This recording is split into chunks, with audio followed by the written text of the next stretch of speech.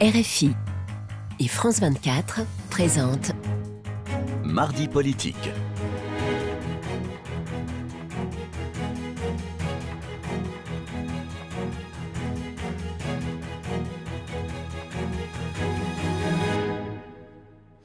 Bonsoir et bienvenue sur France 24 et RFI pour cette nouvelle édition de Mardi politique. Dans la deuxième partie de cette émission, nous recevrons Olivia Grégoire, députée de Paris, porte-parole du groupe La République En Marche à l'Assemblée nationale. Mais d'abord, c'est Sébastien Chenu qui est avec nous. Bonsoir. Bonsoir. Et merci d'avoir accepté notre invitation.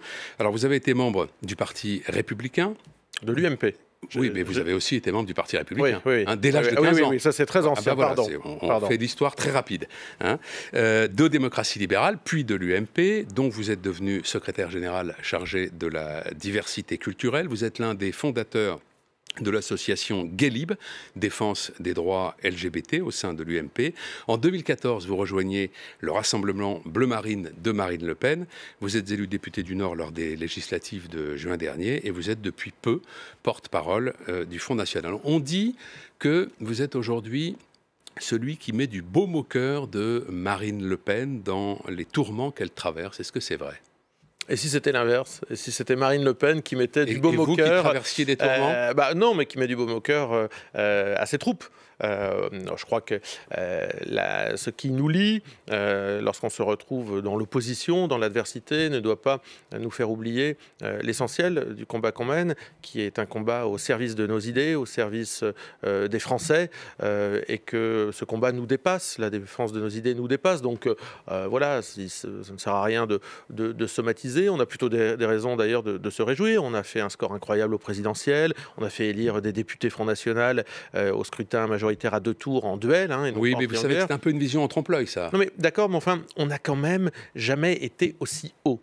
Donc après, on n'a pas gagné par définition. Vous espériez beaucoup plus. Non, mais et puis on espérait même gagner, je veux dire, la présidentielle. Donc voilà, mais on peut toujours pleurer sur les renversés ou se dire, voilà, on en est là, comment on fait pour aller plus loin, pour convaincre les Français qui ne nous reconnaissent peut-être pas encore une certaine crédibilité sur l'ensemble des sujets ou la capacité à gouverner la France. Comment on fait pour se remettre en question, pour ne pas être dans le déni, comme le sont les autres partis politiques, ceux qui ont gouverné, les Républicains ou le Parti Socialiste? Comment faisons-nous pour être demain un grand parti populaire? Alors on va parler de tout ça. D'opposition et de gouvernement, finalement. Alors, vous n'êtes pas celui qui, aujourd'hui, console un peu Marine Le Pen? Mais elle n'a pas besoin d'être consolée. Elle a quand même accumulé les ennuis ces derniers temps. Oui, enfin, j'allais dire, la seule chose qui pourrait, dont elle aurait besoin, c'est d'être consolée du traitement médiatique qui lui est réservé, parce que je dois dire qu'on ne lui passe rien, mais Marine Le Pen est une battante, elle fait un tour de France, elle rencontre ses militants, elle refonde son mouvement. Vous savez, j'ai connu des gens bien plus abattus que ça. Monsieur Fillon est parti, Monsieur Hamon est parti, Monsieur Mélenchon n'est pas dans une forme exceptionnelle. Vous savez, des gens abattus, on en voit partout. Marine Le Pen était encore hier soir, aujourd'hui, à l'Assemblée nationale, en train de porter le fer contre les projets d'Emmanuel Macron. Non, moi, je la trouve plutôt combative. Alors, je parlais de tourments au pluriel. Le dernier en date, c'est l'affaire de la clôture des comptes du FN par la Société Générale et accessoirement ceux de Marine Le Pen, ses comptes personnels, par HSBC. La Banque de France, qui a été saisie de l'affaire par le Front National, s'est exprimée ce matin dans ces termes. Les clôtures de comptes du Front National ne paraissent pas traduire un dysfonctionnement des banques au regard de leurs obligations réglementaires et ne laisse pas supposer de discrimination. Donc, si on comprend bien, la Société Générale serait dans son bon droit quand elle clôture les comptes du Front National. Alors, il y a plusieurs choses. Vous voyez qu'il y a beaucoup de conditionnels dans tout cela. Enfin, de précaution. Voilà, de précaution. Tout cela est très timide. On a le sentiment que la Société Générale n'est pas particulièrement à l'aise. Elle a raison. Ce qu'elle fait est grave. Couper les vivres d'un parti politique qui n'a aucun problème bancaire, qui n'a aucun problème de dette vis-à-vis de la Société Générale, de prêt. Nous avons fait un prêt avec cette Société Générale il y a déjà de longues années. Il a été remboursé. Nous sommes clients depuis 15-20 ans de cette structure. Nous n'avons aucun problème d'aucune sorte. Marine Le Pen a proposé de lever le secret bancaire, qu'on mette les choses sur la table. Nous n'avons jamais été soupçonnés de quoi que ce soit. Et cette banque décide de façon unilatérale, comme elle peut le faire avec des particuliers d'ailleurs, avec des gens qui ont des petites retraites, des petits revenus, etc.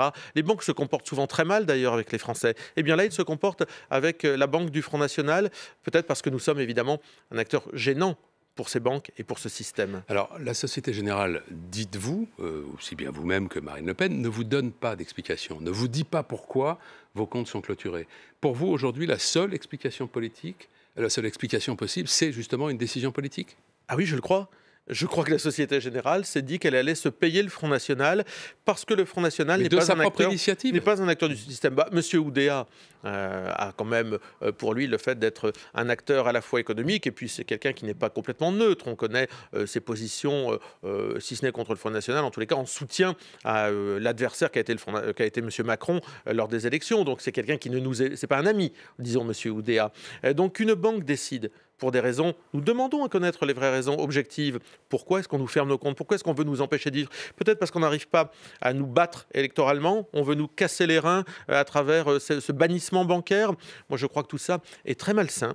Et puis, je crois que tout ça fait écho, et d'ailleurs, l'ensemble de la classe politique a plutôt condamné, ou en tous les cas indiqué qu'il était normal que le Front National ait une activité bancaire, parce que ça pourrait arriver à qui demain? À d'autres, probablement. Si chaque fois qu'il y a un opposant au système, ce système bancaire, ou un système politique, eh bien on essaye de lui casser les reins. Est-ce qu'on est encore en démocratie? Concrètement, aujourd'hui, quelle est votre situation? Quelle est la situation bancaire du Front National? Vous avez une sorte de compte de secours, je ne sais pas si on peut appeler ça comme ça, sur injonction de la Banque de France, c'est le Crédit du Nord qui vous a ouvert ce compte. Et sur le fonctionnement du Front National au quotidien aujourd'hui, ça vous pénalise gravement? Ah mais oui, nos adhérents ne peuvent par exemple pas, ou ceux qui souhaiteraient nous rejoindre, adhérer en ligne et payer par carte bleue. Vous imaginez ce que ça produit, ou renouveler leur cotisation, alors que ce sont évidemment des transactions importantes pour la vie d'un mouvement. Ça, c'est la première des choses. Nous ne pouvons pas avoir de mouvement bancaire de grande ampleur. Nous ne pouvons pas avoir la vie normale d'un parti politique qui représente derrière lui plusieurs millions d'électeurs. Mais imaginez l'inverse. Le Front National au pouvoir, une banque décide de couper les vivres à un parti politique d'opposition. Qu'est-ce qu'on aurait entendu en France? Donc voilà, moi je crois qu'il faut maintenant arrêter cette plaisanterie. Il y a urgence, nous permet d'avoir une activité bancaire tout à fait normale, ni plus ni moins que les autres, et arrêter cette chasse aux sorcières. Marine Le Pen rencontre le Premier ministre demain. Oui. Ce sera à l'ordre du jour. Vous avez l'impression aujourd'hui qu'au sommet de l'exécutif, il y a une sorte de prise de conscience qu'un parti politique, adversaire politique, mais un parti politique, doit pouvoir bénéficier des services bancaires dans des conditions normales. Non, mais c'est de la démocratie. Oui, mais on ne demande pas qu'on nous fasse une fleur. Vous avez l'impression que le Premier ministre, que le ministre de l'Économie sont aujourd'hui sur cette idée-là? On va voir, si vous voulez, maintenant on attend un peu des preuves. Permettez qu'on puisse aujourd'hui douter, mais on ne va pas se laisser faire. Vous imaginez bien qu'on ne va pas se laisser faire parce que c'est une question de vie ou de mort du Front National et des idées que nous portons. Donc Marine Le Pen parlera des affaires de la France demain avec le Premier ministre. Elle parlera aussi de sa situation, je le pense. Alors, autre motif de contrariété, tout frais celui-là, le député du Pas-de-Calais, José Évrard, a annoncé hier qu'il quittait le Front National pour rejoindre les Patriotes. Voilà comment a réagi Marine Le Pen ce matin, c'était chez nos confrères de VFM. Je crois que nous n'entendons pas Marine Le Pen. Alors, on va écouter Marine LePen. C'est le Black Friday de la politique, quoi. C'est pas de mépris pour José Évrard. Le grand jour de solde des convictions. Moi, je suis désolé, mais même dans le Nouveau Monde, faire de la trahison une vertu, pas chez nous. Vous voyez, il y a des ouvriers, des chômeurs qui ont déposé des jours pour faire sa campagne. Parce qu'ils croient dans le Front National. Et quand ils voient la manière dont M. Évrard se comporte aujourd'hui, et ils le font savoir, croyez-moi, d'après ce que je sais sur les réseaux sociaux, eh bien, ils se disent que non, ça n'est pas respectable. Ça n'est pas un comportement respectable. On n'a pas le droit de changer de parti, Sébastien Chenu? On a le droit, on doit quelques explications. Vous en savez quelque chose? Oui, moi je n'avais pas de mandat, vous voyez. Ouais. Quand j'ai rejoint le Front National, je n'avais pas de mandat, j'étais libre, je ne devais rien à personne. Ah bah oui, quand on se fait élire député, que pendant 6 mois, on vote comme ses autres collègues, l'intégralité, qu'on co-signe tous les amendements qu'on a déposés ensemble, et qu'on vient un jour nous dire bah, écoutez, je ne suis plus d'accord avec quoi? Monsieur Évrard nous dit je suis plus d'accord, le Front National a évolué sur sa position sur l'Union européenne. Mais hier, il y avait un débat sur les symboles de l'Union européenne, très important. Le drapeau européen va côtoyer désormais partout, tant que possible, le drapeau français. Monsieur Évrard, il était absent. Vous voyez, aujourd'hui, on a voté contre les ordonnances, vous savez, les fameuses ordonnances du Code du travail. Oui. Monsieur Évrard, il était absent, il n'est pas venu. Alors, il y a un moment où il faut arrêter de raconter n'importe quoi.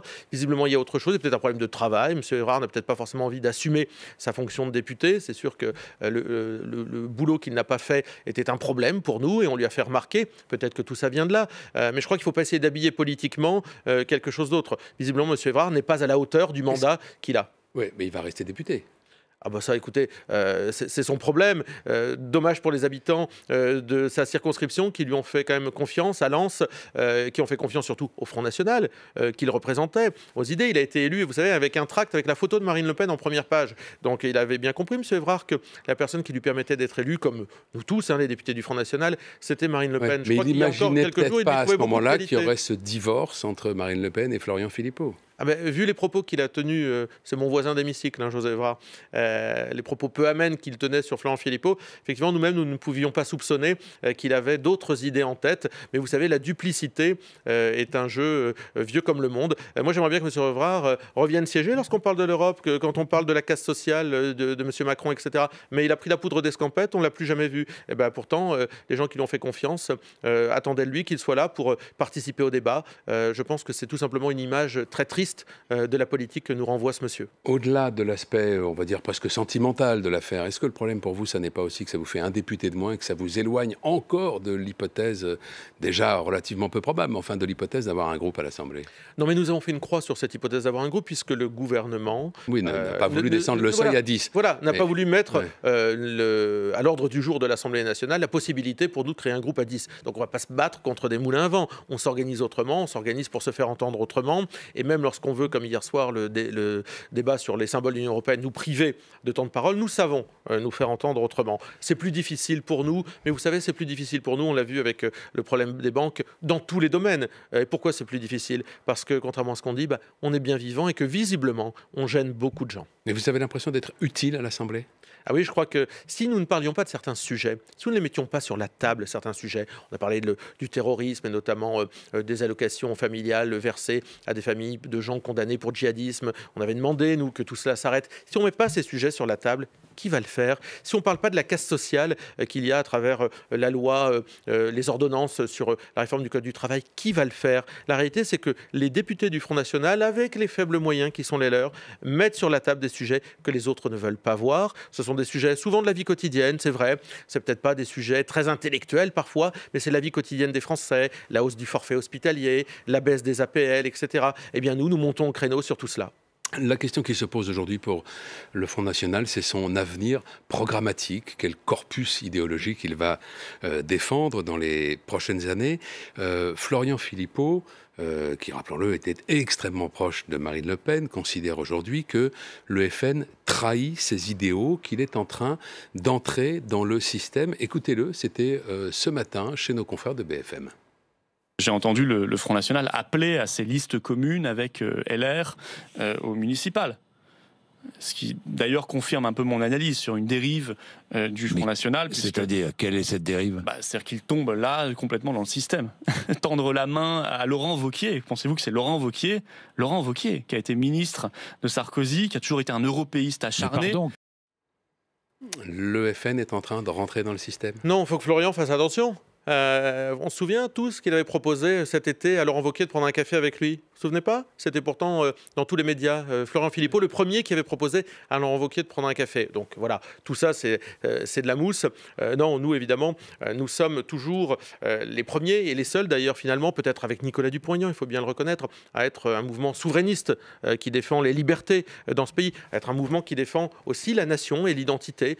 C'est vrai, il n'y en a plus tellement. Et puis surtout aussi un mouvement qui lutte contre les insécurités, qu'elles soient sociales. Nous souhaitons le réformer, mais protéger notre modèle social. Eh bien, il n'y a pas beaucoup d'autres acteurs du monde politique qui souhaitent tout cela. Vous savez, je crois que vraiment entre la vision qu'a Emmanuel Macron et finalement un certain nombre de ses alliés, les Républicains, on a vu que la moitié des députés des Républicains ou un tiers sont partis rallier plus ou moins Emmanuel Macron. Et puis nous, il n'y a pas d'espace pour d'autres propositions politiques.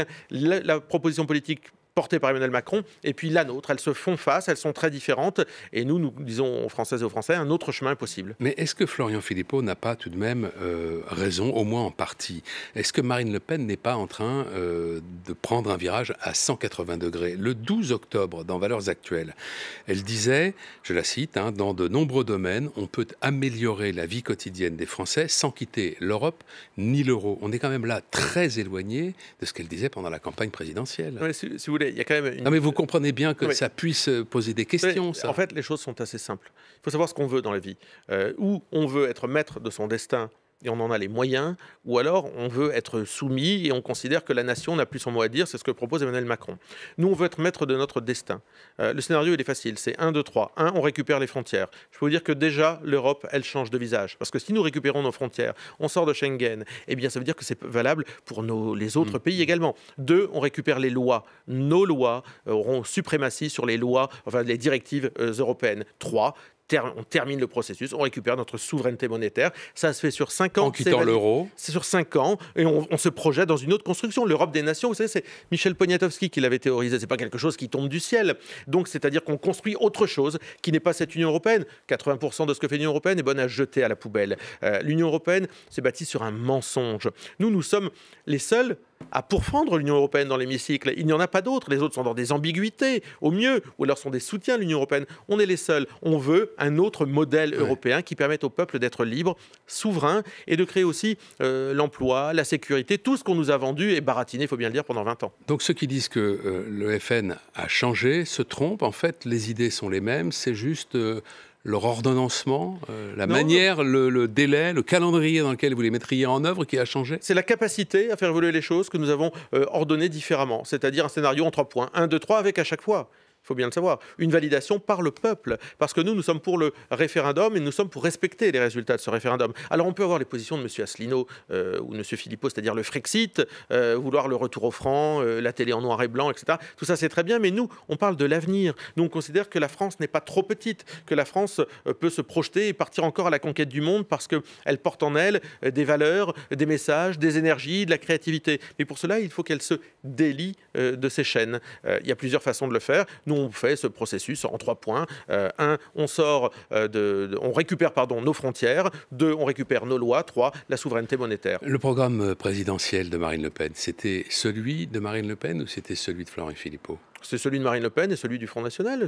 Vous savez, c'était un travail collectif qui portait la patte de Marine Le Pen. Et nous, on a regretté, par exemple, que ce débat sur l'Europe, l'Union européenne, c'est plutôt l'Union anti-européenne qu'on supporte en ce moment. Hein.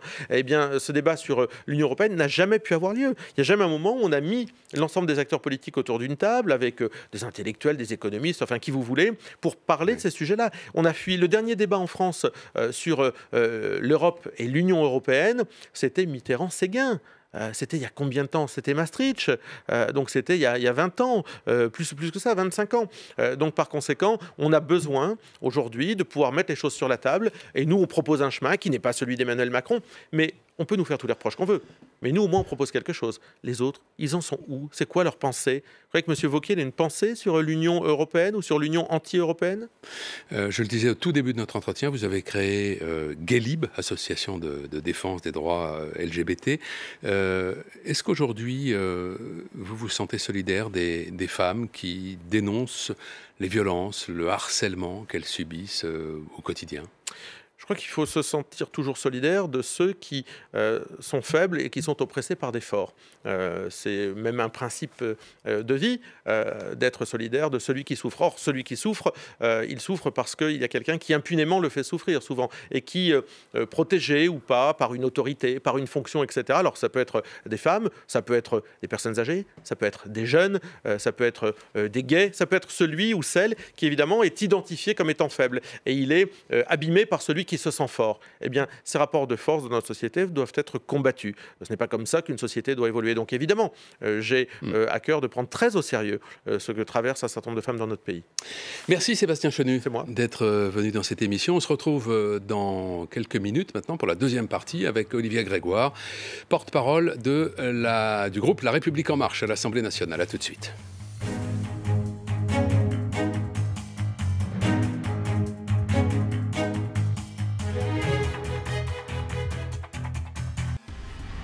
À découvrir sur RFI.fr. 15 octobre 1987, Thomas Sankara tombe sous les balles d'un commando. 30 ans plus tard, on ignore toujours qui a commandité l'assassinat, l'a encouragé ou laissé faire. La justice burkinabé s'est saisie du dossier. Les questions sont nombreuses.